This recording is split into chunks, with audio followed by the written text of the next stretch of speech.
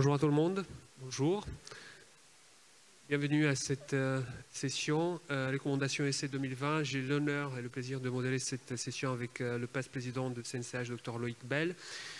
On va avancer rapidement parce qu'on est pressé. Alors, on va donner la parole au Dr Jérôme Taïeb qui va nous parler des recommandations européennes 2022 sur les arythmies ventriculaires et la prévention de la mort cardiaque subite. Alors, pour les orateurs, pas plus de 5 minutes s'il vous plaît. Et peut-être une seule question de la salle avec une réponse très très courte. Merci beaucoup. Jérôme. Oui, j'essaie juste de...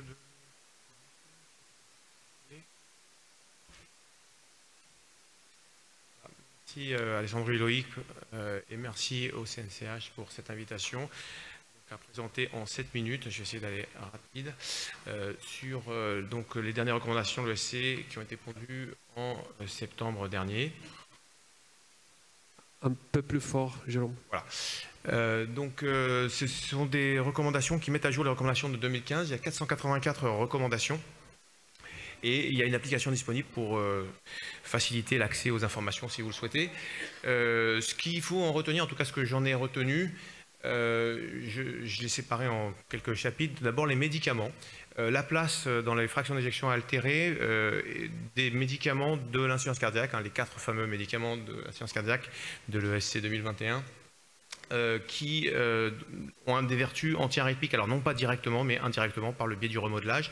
Et ce remodelage, il a été vraiment mis en avant avec donc l'importance de garder 3 mois ce traitement avant de prendre toute décision. Donc déjà, les 40 jours sautent, c'est 3 mois de traitement optimal et c'est ce qui est recommandé. Voilà ce que vous pouvez déjà retenir. La deuxième chose, minimum.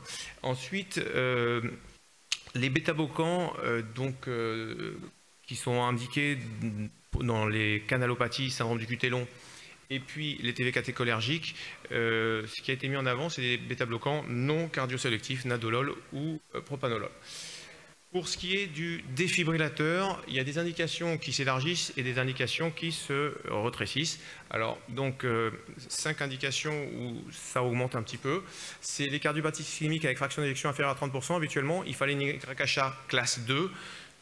Désormais, comme aux États-Unis, ça devient, dans les recommandations américaines, du classe 1 et plus. Donc, en fait, vous n'avez pas besoin d'avoir une YHA classe 2. Ça augmente les indications potentiellement.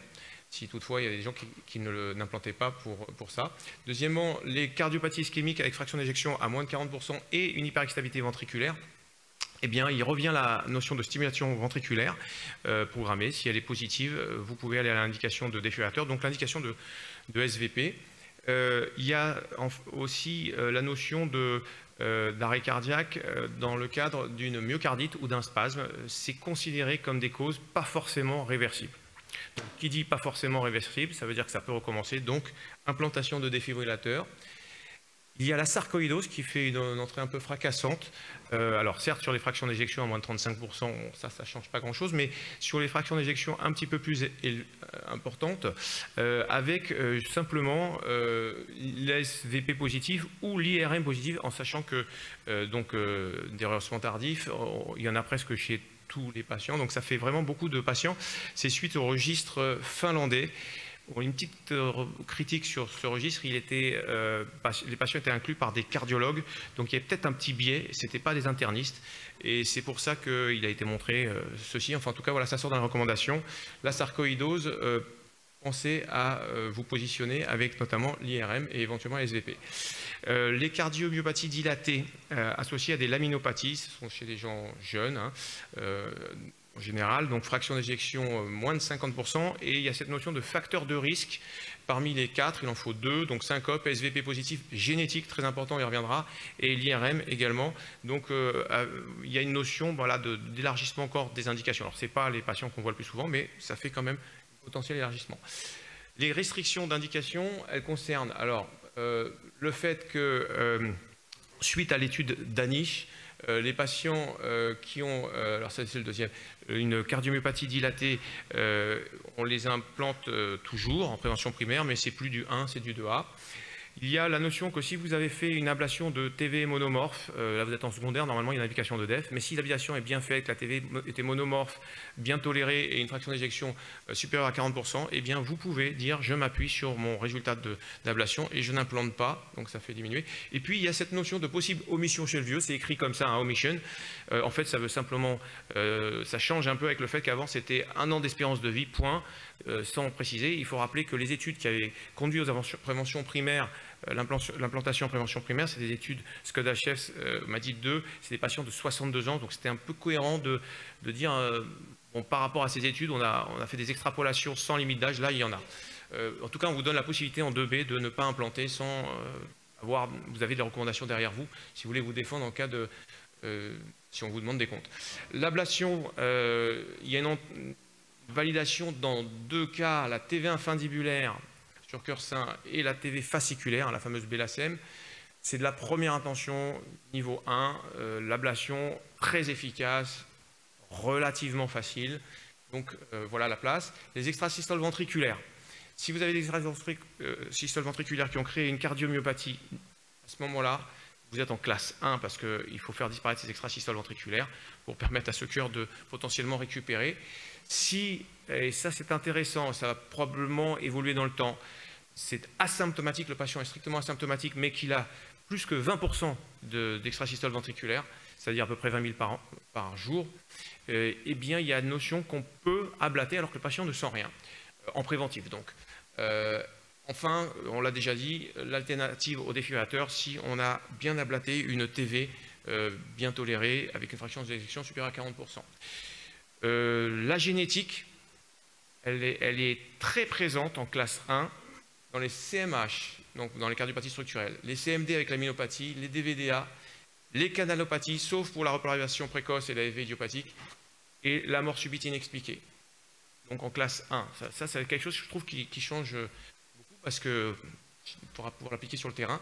L'IRM, elle est indiquée dans les CMH, les CMD, toujours en classe 1, et l'aminopathie, les DVDA, mais également la sarcoïdose.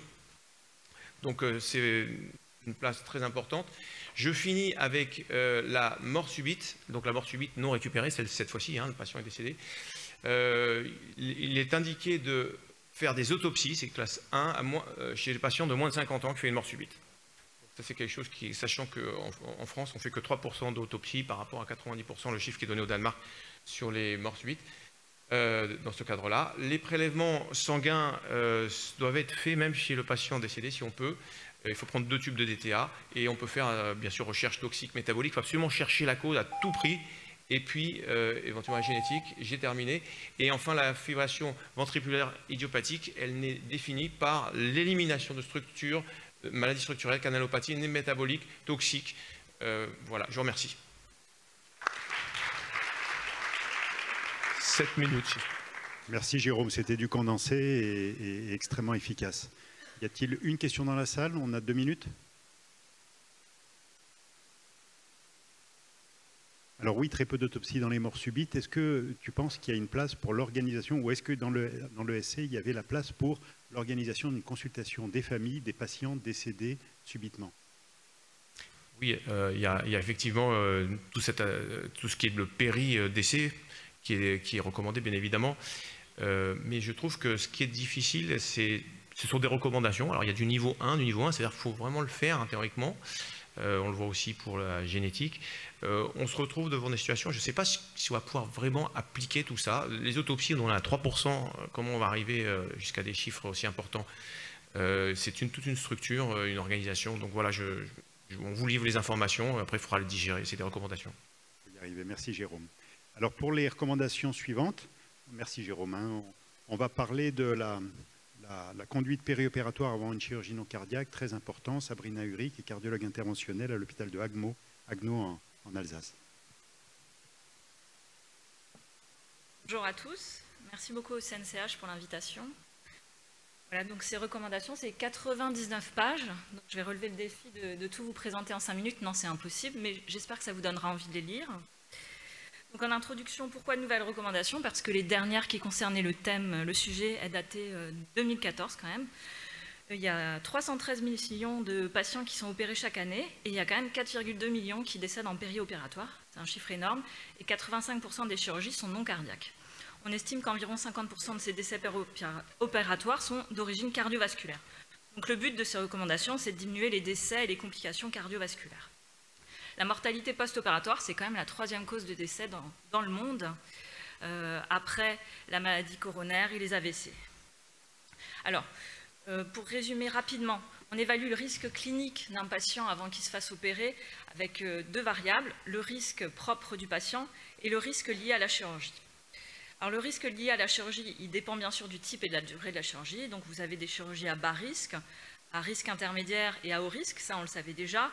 Donc schématiquement, le bas risque, ça va être du dentaire ou de l'ophtalmo, et le haut risque, c'est du vasculaire.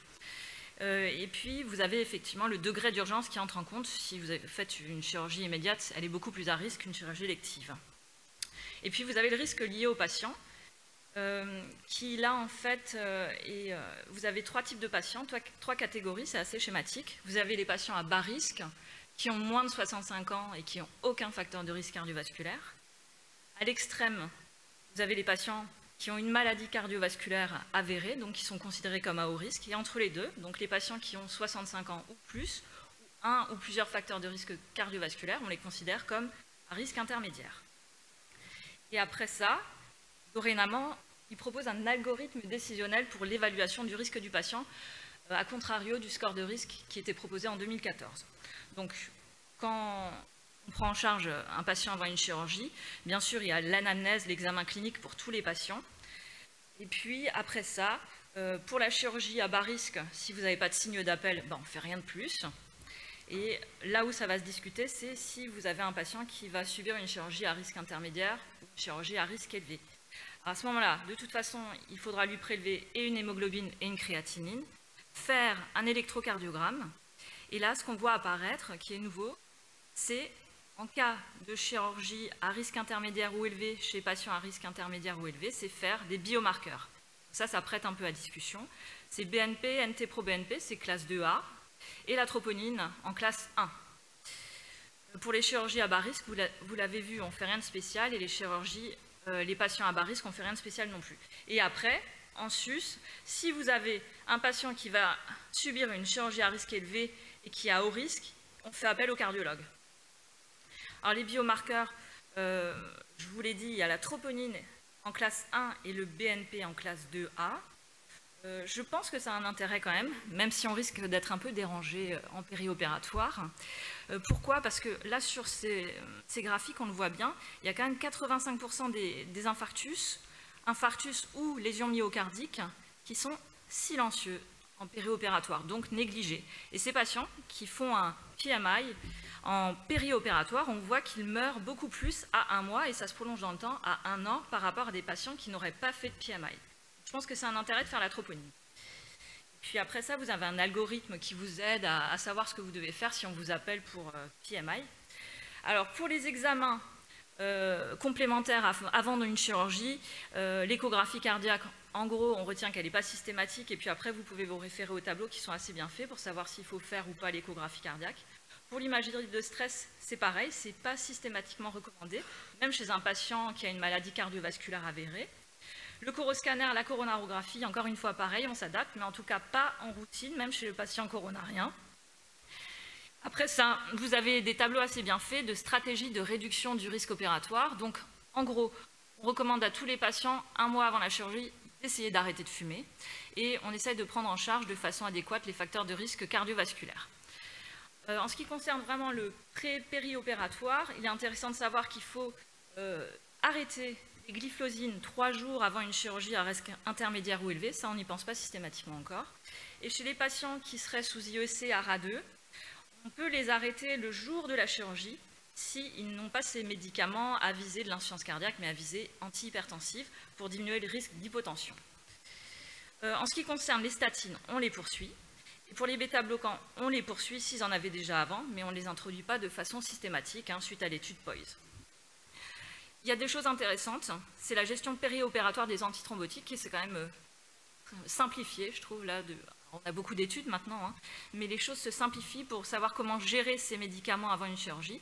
Alors les chirurgies, à ce moment-là, on va les classer en fonction de leur risque hémorragique. Vous avez des chirurgies à risque mineur et des chirurgies à risque majeur. Et entre les deux, les chirurgies à risque intermédiaire. Et en fonction de ça, du risque chirurgical hémorragique et du risque thrombotique du patient, on voit si on arrête ou si on poursuit les antiplaquettaires. Ce qu'il faut retenir, c'est que l'aspirine, on la poursuit si les patients ont un stent. Si ça a été mis en prévention primaire, on peut l'arrêter. Et pour ce qui est des anti-P2Y12, si c'est un patient qui a un risque de chirurgie hémorragique qui est bas, le risque hémorragique de la chirurgie est bas, et qu'il a une DAPT et qu'il en relève, il faut qu'on les continue. Et puis entre les deux, après, on s'adapte. Les anticoagulants oraux, en gros, on retient, on ne fait plus de bridge, de pont systématique entre anticoagulant oral, puis héparine non fractionnée ou HBPM. C'est plus systématique du tout, sauf dans certaines situations à haut risque thrombotique. Donc ça veut dire une valve mécanique ancienne, une valve mécanique mitrale, mais par exemple pour une valve mécanique aortique chez un patient qui n'a pas d'autres risques thrombotiques, on peut ne pas faire de bridge. Ça c'est assez surprenant, mais il faut le savoir. Voilà, donc ça c'est les choses à retenir. Pour la gestion des anticoagulants oraux avant une chirurgie, là encore, vous avez des tableaux bien faits pour savoir quand vous les arrêtez, J1, J-1, J-2, c'est assez bien fait. Et puis ensuite, viennent les situations spécifiques des patients à gérer, pour lesquels on est régulièrement sollicité. Par exemple, le patient coronarien, est-ce qu'on lui fait une coronarographie avant, s'il a une capacité fonctionnelle qui est limitée. Donc là, vous avez des tableaux qui reprennent bien les choses, pour le syndrome coronarien aigu et pour le syndrome coronarien chronique. Une autre situation qui m'a paru intéressante, c'est le rétrécissement aortique serré pour les patients pour lesquels on est appelé parce qu'ils doivent subir une chirurgie de prothèse de hanche assez rapidement, qui ont un RAC. Qu'est-ce qu'on en fait? Donc là, vous avez un tableau qui vous dit que si le patient est asymptomatique et a une FEVG conservée, ce n'est pas la peine d'aller lui faire un TAVI ou même une valvuloplastie au ballon avant. J'ai presque fini. Les limites de ces recommandations, selon moi, c'est que ça fait un gros réservoir de patients. Hein. Il y a quand même énormément de patients qui ont une chirurgie majeure chaque année en Europe. Il y a quand même plus de 50% des patients de plus de 45 ans qui ont déjà 2 facteurs de risque cardiovasculaire. Donc on va être souvent sollicités, nous cardiologues. Les biomarqueurs, on va être souvent sollicités en péri-opératoire parce que l'anesthésiste va nous appeler, c'est certain. Donc il faudra en discuter avec nos anesthésistes au préalable, savoir qui fait quoi. En conclusion, le nouvel algorithme de stratification du risque important et quand même assez clair si on le reprend calmement chez soi. L'âge limite 65 ans, ça c'est peut-être un peu binaire. Les biomarqueurs qu'on fait systématiquement dans certaines situations. La clarification de la gestion des antithrombotiques avant. L'équipe multidisciplinaire est indispensable. Et l'information du patient, ils insistent, écrite et orale. Voilà, je vous remercie pour votre attention. Merci beaucoup. Merci. C'est un challenge quand même, en si peu de temps, pouvoir délivrer des messages aussi importants, mais vous faites une sélection efficace des messages à délivrer. Merci Sabrina. Désolé, on ne va pas pouvoir prendre de questions parce qu'on va enchaîner tout de suite avec Alexandre Michi, qui est cardiologue à l'hôpital de Montluçon et qui va nous parler des recommandations sur l'hypertension artérielle pulmonaire. Merci beaucoup Loïc. On a essayé de faire ce marathon, j'espère que ce n'est pas trop rapide ou condensé. Je vais essayer d'aller assez vite. Alors, parfois, l'hypertension pulmonaire, ça ressemble à cette équation pour moi dans la vie de tous les jours. Mais j'ai essayé quand même de faire un petit résumé des recommandations donc de ESC. Alors, je vais vous présenter juste les nouveautés. Notamment, il y a un nouvel algorithme de diagnostic simplifié qui suit une approche en 3 étapes, notamment suspicion, détection et confirmation. La suspicion, bien évidemment, le patient voit son médecin traitant, soit le cardiologue directement, et donc on est amené à demander des examens complémentaires. Alors, la détection, un point très important, l'échographie, elle est essentielle ici parce que déjà, elle nous permet de catégoriser les malades et d'avoir une probabilité faible, intermédiaire ou élevée d'hypertension pulmonaire pour qu'ensuite on puisse éventuellement envoyer le patient en cathétérisme cardiaque pour confirmation de la maladie. Donc, je mettrai l'accent sur l'échographie qui est toujours la base et donc notamment les recommandations nous disent que si la vitesse tricuspide, de l'insuffisance tricuspidienne est supérieure à 3,4 mètres par seconde, alors la probabilité elle est très élevée, il faut directement envoyer le malade en un cathé droit. Si l'insuffisance tricuspidienne est mesurée entre 2,8 et 3,4 mètres par seconde, alors à ce moment-là, il faut au moins 2 critères échocardiographiques des trois critères que vous avez ici, notamment soit une anomalie des ventricules, soit une anomalie au niveau de l'artère pulmonaire, soit une anomalie au niveau de la veine cave inférieure, soit de l'oreille droite. Et donc, vous avez les normes ici. Il y a aussi un schéma très bien fait avec les paramètres qu'on doit mesurer. Alors, on va passer à la confirmation. Donc, les recommandations les recommandations de 2022 nous disent ce qu'on savait déjà, mais là, il certifie le fait que l'hypertension artérielle pulmonaire est diagnostiquée si la pression artérielle pulmonaire moyenne est supérieure à 20 mm mercure. Et bien évidemment, on a l'hypertension pulmonaire précapillaire et postcapillaire. Pour la précapillaire, il faut que la résistance vasculaire pulmonaire soit supérieure à 2 unités Wood et la pression donc précapillaire soit inférieure à 15 mm mercure. L'hypertension pulmonaire d'effort a été définie par une PAPM, soit la pente de débit cardiaque de plus de 3 mm mercure par litre par minute. Entre le repos et l'exercice. Je vais essayer d'aller assez vite pour attraper le temps. Bien évidemment, qu'on a les tests de vasoréactivité, donc vous avez les trois outils, les 3 médicaments qu'on peut utiliser pour certifier un test positif. Ensuite, les auteurs font un update donc, des risques, notamment concernant le diagnostic et ensuite pour le suivi. Ici, vous avez comme les précédentes recommandations un risque amélioré qui catégorise les malades à un risque bas, inférieur à 100% de décès à 1 an, risque intermédiaire entre 5 et 20%, et risque élevé de plus de 20% avec les critères correspondants. Pour le suivi, il y a un score de risque sur 4 niveaux, le niveau bas, intermédiaire haut et haut, élevé. Pareil, avec les caractéristiques qui sont jointes et les paramètres cliniques et biologiques que ce risque prend en compte.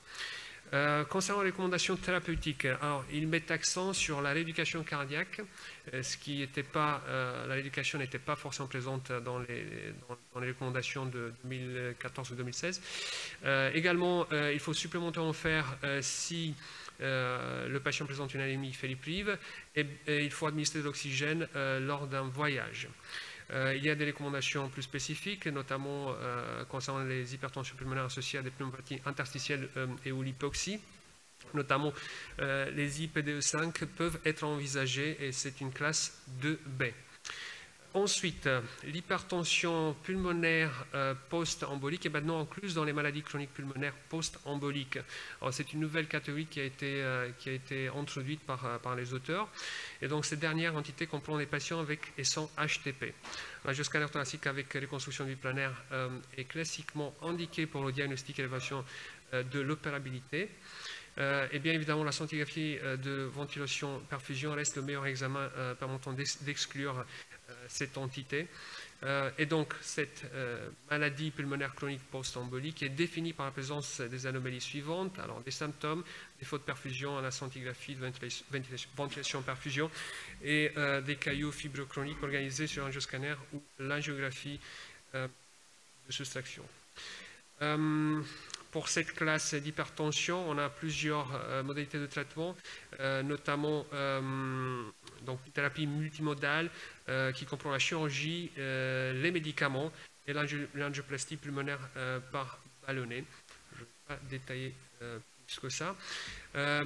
Il y a des recommandations sur les centres d'hypertension pulmonaire qui maintenant doivent gérer au moins 50 patients atteints d'hypertension pulmonaire par an et au moins 2 nouveaux patients par mois. Donc ils doivent avoir au moins 2 nouveaux patients par mois. Également, il y a une mise à jour des critères de transplantation qui sont plus ou moins les mêmes.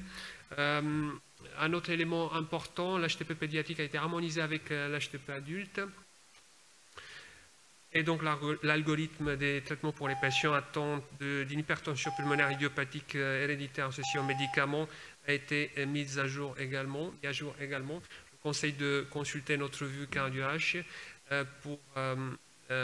pour tous ces résumés, également les résumés des recommandations, mais également les derniers essais présentés au Congrès. Merci.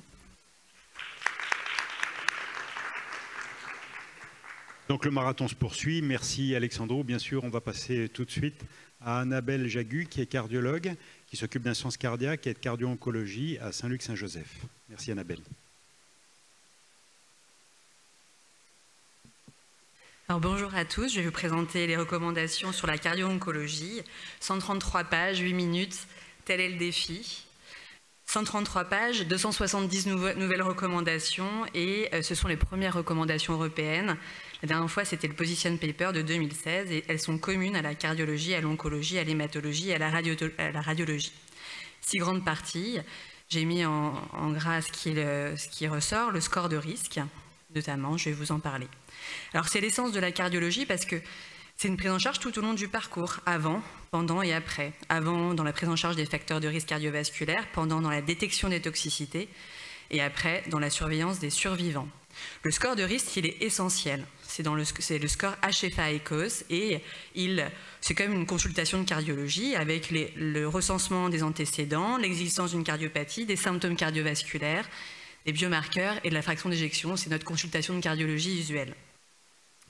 Et ce qui ressort, c'est que la surveillance, elle est renforcée pour les patients à haut risque, vous le voyez totalement à droite, et elle est allégée pour les patients à faible risque.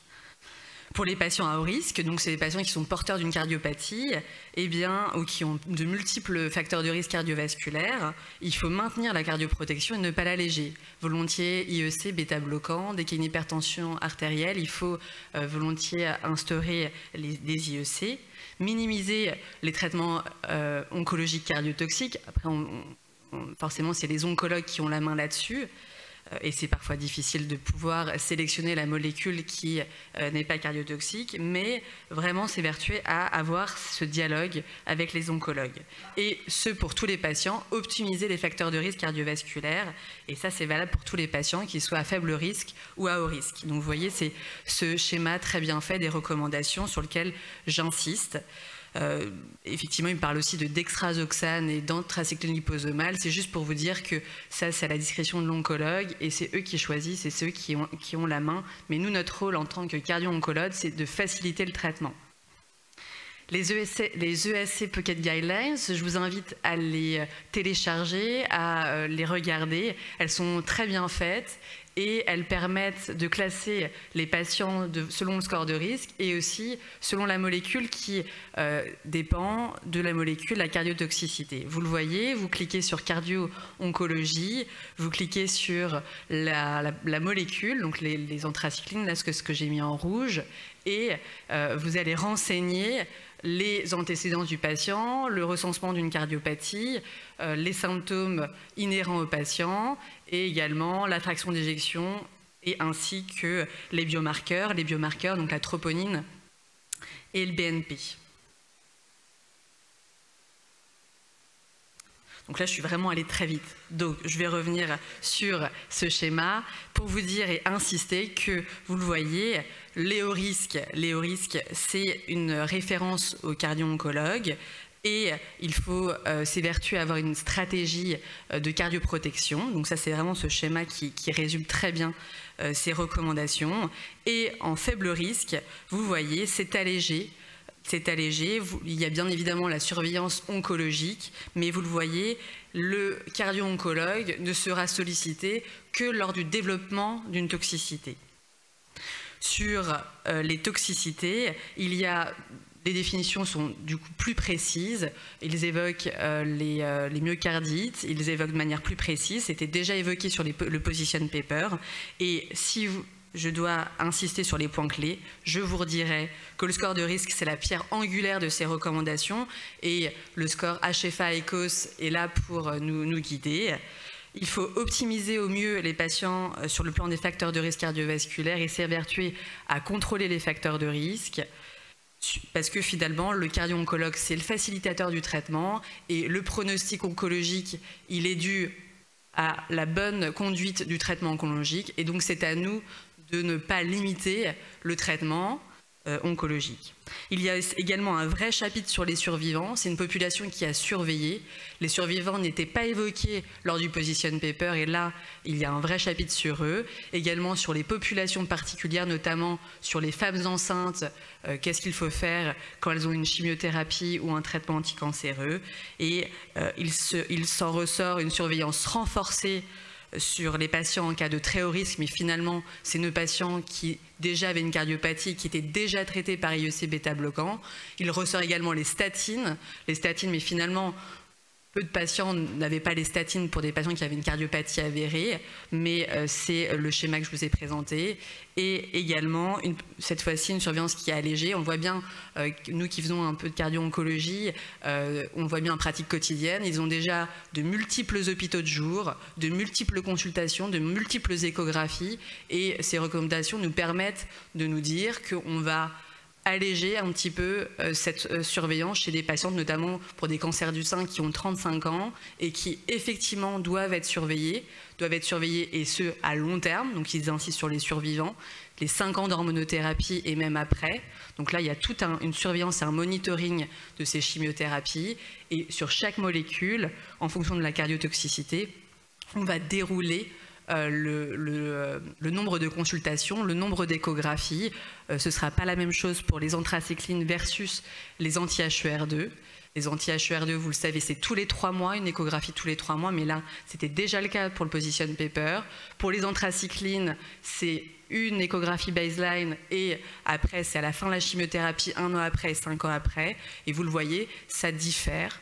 Sur l'immunothérapie, le baissage clé ne change pas. La myocardite fulminante, c'est 0,5 à 1% d'incidence. Et donc ça, il faut faire attention sur ces patients. C'est un effet qui est rare, vous le voyez, 0,5 à 1%, mais grave, et qui va...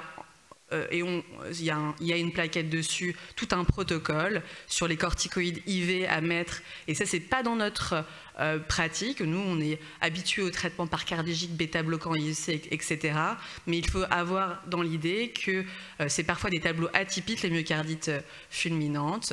Donc, il faut y penser, avoir des protocoles dédiés.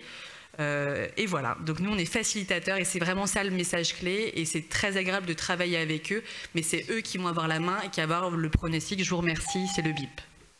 Merci Annabelle. Merci beaucoup. La cardio-oncologie, c'est une nouvelle spécialité. C'est bien que dans chacun de nos centres, on ait des correspondants qui puissent répondre à nos questions. Et tu as très bien fait le cahier des charges du non-cardio-oncologue et qui doit référer au bon moment au cardio-oncologue. Merci beaucoup pour cette session. Malheureusement, on va être obligé de terminer là. Et merci beaucoup de ce défi de présenter ces recommandations en 6 minutes chacun.